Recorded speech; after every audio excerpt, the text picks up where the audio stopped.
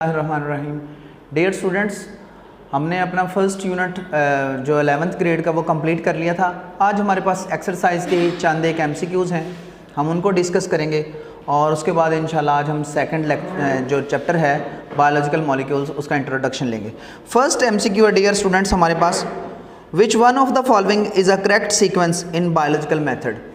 First one thing is that मैं आप लोगों को एक चीज़ यहाँ पे बताना चाहता हूँ। जब भी आप MCQs को सॉल्व करें, आपके पास मल्टीपल चॉइस क्वेश्चन आए, आप उस क्वेश्चन को रीड करने के बाद उसके आंसर्स को वन बाय वन देखें और फॉर एग्ज़ाम्पल आपको वो अगर नहीं आता, आप उसके बारे में नो हाउ नहीं रखते, देन एक पॉसिबिलिटी है जिससे आपके उस MCQs के ठीक होने के चांसेस मैक्सिमम हो जाएंगे।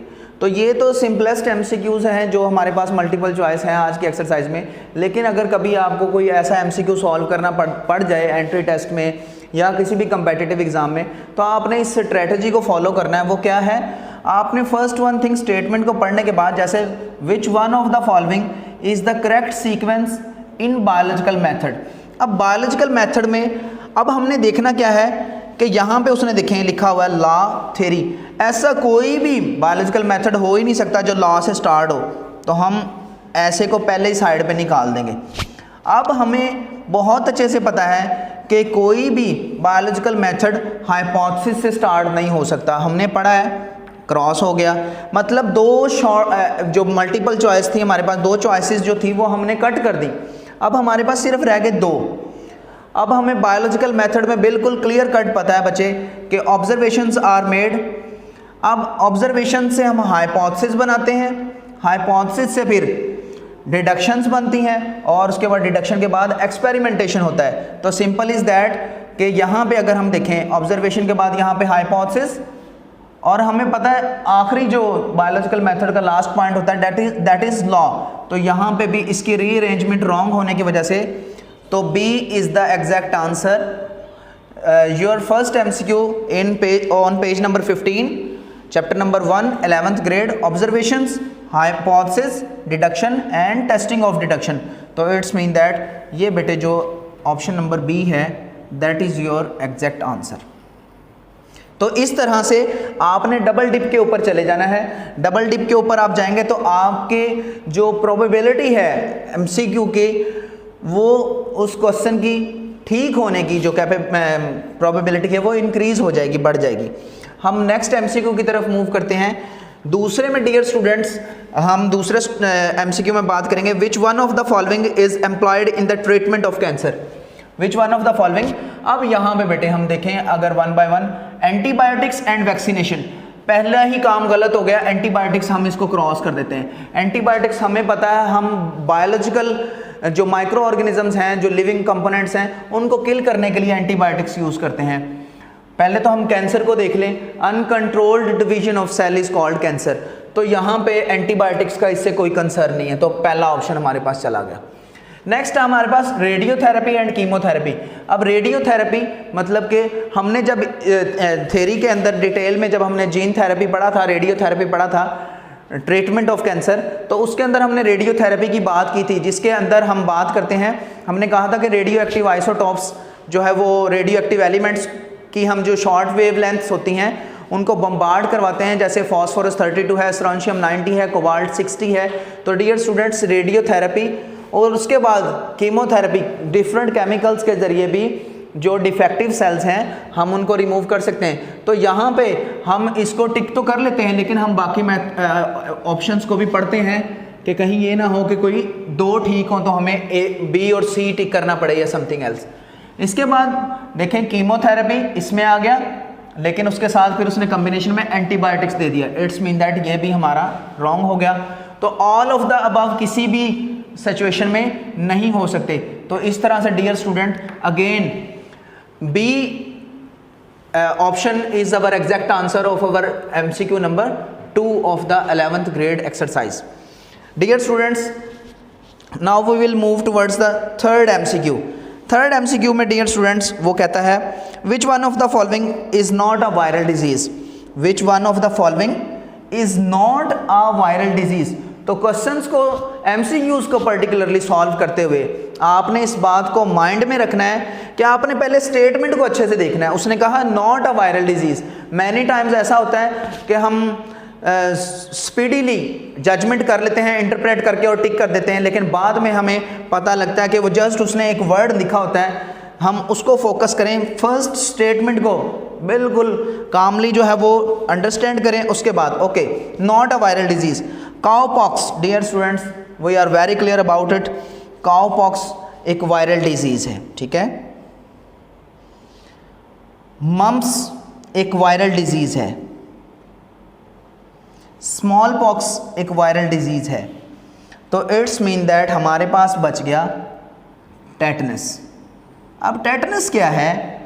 Tetanus is not a viral disease. उसने कहा नॉट अ वायरल डिजीज, तो tetanus is not a viral disease. फिर ये होती कैसे है? ये एक बैक्टीरियम है, क्लस्ट्रोडियम टेटनी, क्लस्ट्रोडियम टेटनी, जिसकी वजह से डियर स्टूडेंट्स ये टेटनस होती है। तो यहाँ पे हमारा MCQ जो है थर्ड क्लियर हो गया। अब हम मूव करेंगे क्वेश्चन नंबर MCQ नंबर 4 की तरफ।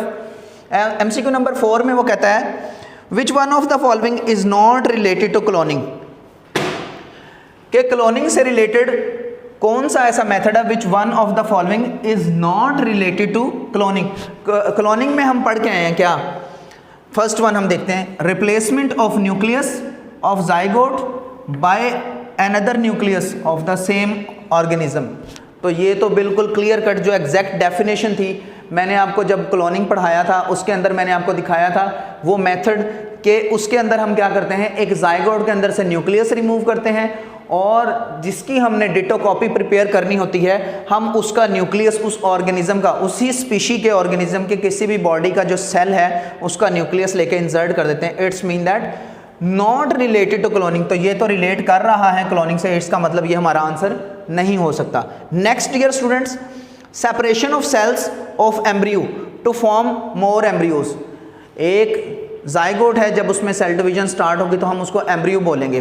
तो आइडेंटिकल ट्विंस में अगर हम किसी भी मेथड से जो जाइगोट है उसमें डिवाइडिंग सेल्स को जब सेपरेट कर लेंगे तो वो नंबर ऑफ एम्ब्रियोज प्रिपेयर हो जाएंगे, आइडेंटिकल कॉपीज प्रिपेयर हो जाएंगी। It's mean that option B is also belongs to cloning. तो हमने ढूंढना है नॉट बिलोंग्स टू क्लोनिंग, तो ये भी बिलोंग करता है क्लोनिंग से, तो ये क्रॉस हो गया, हमारा ऑप्शन ये नहीं है। Third one, the individuals resulting have similar genetic makeup. वो क्लोनिंग में ये भी एक हमने कैरेक्टरिस्टिक पढ़ा था कि क्लोन के अंदर हम आइडेंटिकल कॉपीज बनाएंगे। आइडेंटिकल कॉपीज कैसे बनेगी? जिनका जेनेटिक मेकअप सेम होगा।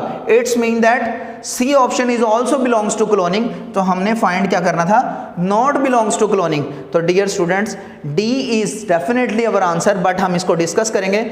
Removal of piece of DNA और जीन, DNA का पीस या जीन सेपरेट करना from the cells and incorporating कोई और चीज़ इंसर्ट करना अनदर जीन और piece of DNA in its place. तो डियर स्टूडेंट्स अगर आप मेमोराइज करें, रिकॉलिंग करें हम यहाँ पे, तो ये सारा कुछ हम जो है वो जेनेटिक इंजीनियरिंग के अंदर करते हैं। जेनेटिक इंजीनियरिंग जहाँ पे हम रिकम्बिनेंट DNA जिसमें हम फॉरेन DNA किसी चीज़ के अंदर इंसर्ट करते हैं। हमने ट्रांसजेनिक प्लांट्स और ट्रांसजेनिक एनिमल्स की बात की थी। तो इस तरह से जो ये डी ऑप्शन है हमारा ये क्लोनिंग से रिलेटेड नहीं है, तो D is our exact answer कि क्लोनिंग से ये बिल्कुल भी रिलेट नहीं करता। D is our exact answer. तो MCQ नंबर 4 जो हमारी एक्सरसाइज का है, और डियर स्टूडेंट्स ये हमारे जो है वो MCQs कंप्लीट हो गए हैं।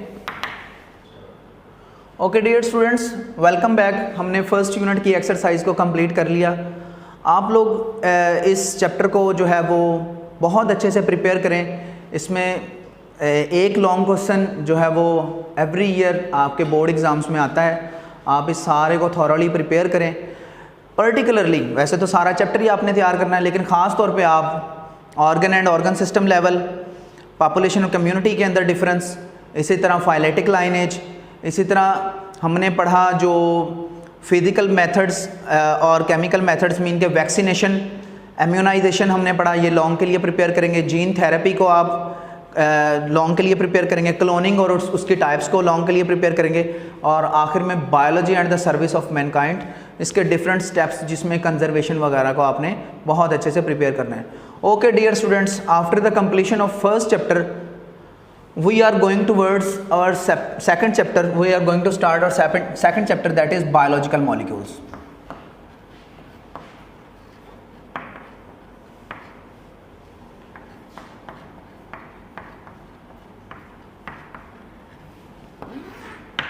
आज हम सिर्फ इसका इंट्रोडक्शन लेंगे। Biological molecules, dear students, word clearing itself के जो भी मॉलिक्यूल्स लिविंग बॉडी के अंदर होंगे उनको हम बायोलॉजिकल मॉलिक्यूल्स बोलेंगे। वैसे तो बहुत सारे बायोमॉलिक्यूल्स हैं, लेकिन इम्पोर्टेंट बायोमॉलिक्यूल्स हम जिनको डिस्कस करेंगे ह्यूमन बॉडी के अंदर या एनिमल्स बॉडी के अंदर, उनको हम डिटेल में देखेंगे।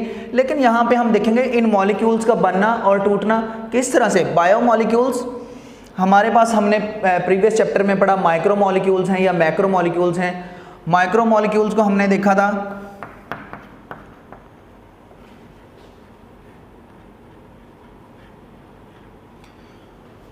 और मैक्रो मॉलिक्यूल्स को देखा था।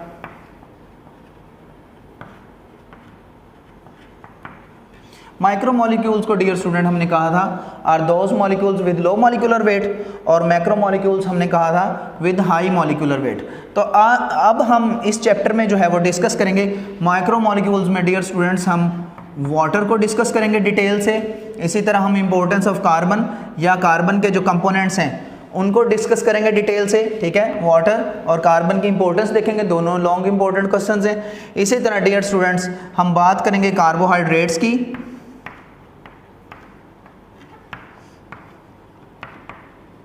इसी तरह हम बात करेंगे लिपिड्स की,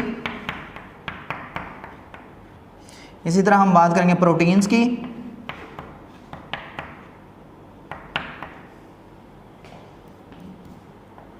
और सेकंड लास्ट पे हम बात करेंगे न्यूक्लिक एसिड्स की,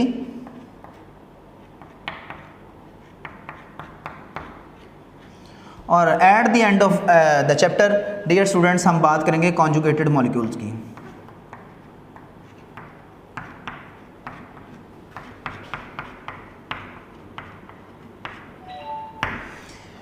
ये भी चैप्टर हमारा बहुत इंपॉर्टेंट जो है चैप्टर है फर्स्ट ईयर की बुक का। तो डियर स्टूडेंट्स हम डिटेल में इंपॉर्टेंस ऑफ वाटर की डिस्कशन करेंगे, कार्बन की डिस्कशन करेंगे कि कार्बन को इंपॉर्टेंस ऑफ कार्बन को इस चैप्टर के अंदर ऐड क्यों किया गया है। जितने भी हमारे पास ऑर्गेनिक कंपोनेंट्स हैं, ऑर्गेनिक सब्सटेंस हैं, यू नो वेरी वेल कि हाइड्रोकार्बन्स उन्हीं को कहते हैं जो कि कंसिस्ट करते हैं कार्बन और हाइड्रोजन के ऊपर। तो कार्बन जो है वो एक बहुत इंपॉर्टेंट फैक्टर के तौर पे एक्ट करता है। इसी तरह हम कार्बोहाइड्रेट्स की बात करते हैं, लिपिड्स की बात करेंगे, प्रोटीन्स की बात करेंगे, न्यूक्लिक एसिड, और at the end of conjugated molecules. Dear students, inshallah tomorrow we will discuss about our first topic, that is importance of water. Thank you.